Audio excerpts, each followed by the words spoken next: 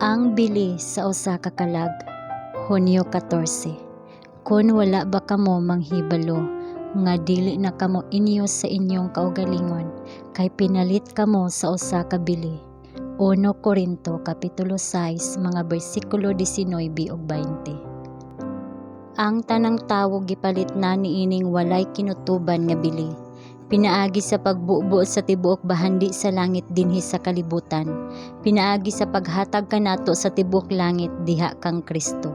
Gipalit sa Dios ang kabubuton, ang mga pagbati, ang hunahuna, ang kalag sa matag tawo. Magtotoo man o dili magtotoo, ang tanang tawo gipanag-iya sa Ginoo. Iya kita pinaagi sa paglalang ug pinaagi sa pagtubos. Ang atong mismong mga lawas dili atong kaugalingon sa pagtratar sumala sa atong gusto, sa pagkabakol sa mga batasan nga mosangpot sa pagkadunot, nga dili makahimo sa paghatag og hingpit nga pagpangalagad sa Dios.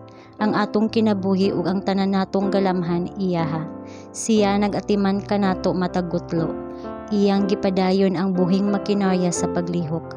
Kung pabayan kita sa pagdagan niini sa makadiyot, kita mamatay.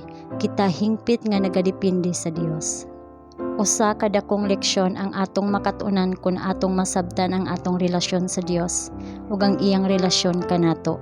Ang mga pulong, kamo dili inyong kaugalingon kay gipalit kamo sa usa ka bili. Kinahanglang ibitay sa hawanan sa handumanan aron atong mailhan ang katungod sa Dios sa atong mga talento, sa atong kabtangan, sa atong impluwensya, sa atong tagsa-tagsa ka kaugalingon. Kita kinahanglan nga makakaton unsaon sa pagtagad niini nga gasa sa Dios diha sa hunahuna, sa kalag, sa lawas nga ingon nga gipalit ni Kristo nga kabtangan. Kita makahimo sa makapahimsog lamian nga pag-alagad kaniya. Ang bahandi sa yuta mikunhod ngadto sa pagkawalay bili kun itandi sa bili sa usa ka kalag nga alang kang kinsa ang atong Ginoo ug magtutudlo na matay. Siya nga nagatimbang sa mga bungtod sa mga timbangan ug sa mga bukid sa usa ka timbangan, nagaisip sa kalag sa tawo ingon sa walay katapusan nga bili. Himoa nga ang mga batan-on madani sa hunahuna nga sila dili ila. Sila iya ni Kristo.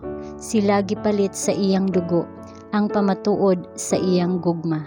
Nabuhi sila tungod kay gibantayan niya sila pinaagi sa iyang gahom. Ang ilang panahon, ang ilang kusog, ang ilang mga katakos iyaha, aron pauswagon, pagabansayon, aron magamit alang kaniya. Gipalit kamo ni Kristo sa mahal nga bili, ug nagtaniyag kaninyo grasya ug himaya kung dawaton ninyo kini.